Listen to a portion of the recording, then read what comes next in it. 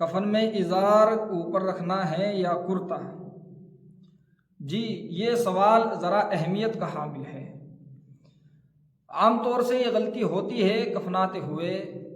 آپ کفن کا پورا طریقہ سمجھیے، اس میں مسلمانوں سے خطا ہوتی رہتی ہے، اور جہاں کہیں میت کو کفنایا جاتا ہے عام طور سے وہاں کفن کی صحیح معلومات رکھنے والا کوئی آدمی موجود نہیں ہوتا، جس کی وجہ سے ہم سے غلطیاں ہوتی رہتی ہیں۔ اس لیے بہتر ہے کہ ہم اس کو ذرا تفصیل سے سمجھیں اور پھر ذہن میں رکھیں۔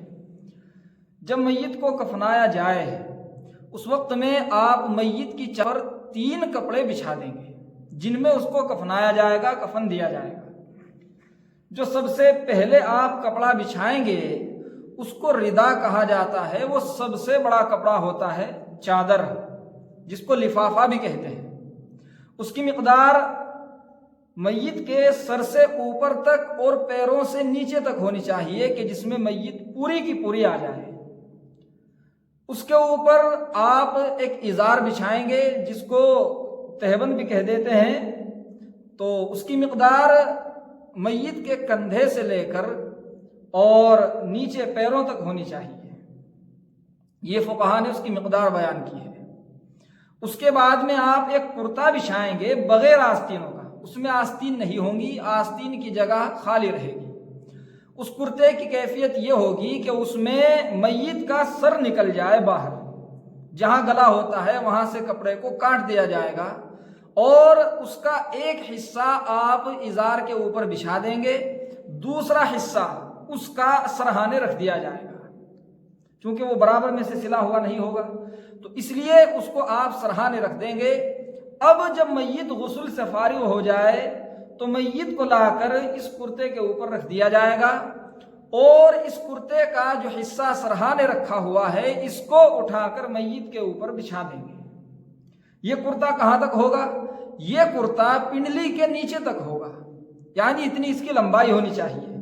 اب اس کے بعد میں جو آپ نے ازار بچھایا تھا جس کو تہبند کہہ دیا جاتا ہے، اس کے الٹی جانب کو اٹھا کر لپیٹ دیں گے، یعنی جدھر میت کا الٹا ہاتھ ہوتا ہے بائیں ہاتھ کی جانب سے اس کو میت کے اوپر لپیٹ دیا جائے گا، اور اس کے بعد میں دائیں جانب سے اٹھا کر کے لپیٹ دیا جائے گا۔ مقصد یہ ہے کہ داہنی جانب کا کپڑا اوپر رہنا چاہیے۔ اس کا کام پورا ہوا۔ اب اس کے بعد میں لفافے کا نمبر ہے جو سب سے آخر میں ہے اور سب سے بڑا کپڑا ہے جو سب سے اوپر آئے گا۔ اس کا بھی طریقہ بعین ہی یہی ہے۔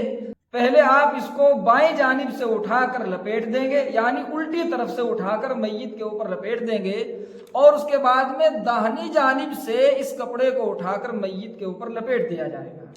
میت کے ہاتھ چونکہ کرتے کے اندر ہی آ چکے ہیں، ان کا کوئی مسئلہ نہیں ہے۔ اب یہ کپڑا پیروں سے چونکہ نیچے تک رہے گا تو پیروں کے نیچے سے کسی کپڑے کے ذریعے اس کو باندھ دیا جائے گا، اس میں گرہا لگا دی جائے گی، اور ایک گرہا لگائی جائے گی کسی الگ کپڑے کے ذریعے سر کے اوپر، تاکہ یہ کھل نہ جائے، چلتے ہوئے جیسے جنازہ جائے گا یہ کھل نہ جائے اور مردہ جو ہے وہ گر نہ جائے یا کفن سے باہر نہ آ جائے۔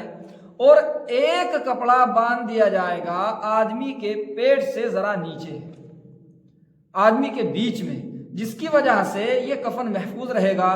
جب میت کو اس کیفیت میں قبر میں اتار دیا جائے تو یہ جو 3 کپڑے چھوٹے چھوٹے باندھے گئے ہیں ان کو کھول دیا جائے گا۔ اب یہ کفن مکمل ہو چکا اور یہ سنت کے مطابق ہوا ہے۔ ایسے ہی ہمیں کفنانا چاہیے۔ یہ مرد کا مسئلہ ہے۔ عورت کا جب کفن دیا جائے گا تو عورت کو 2 کپڑے اور دینے ہیں مزید، یعنی عورت کا کفن 5 کپڑے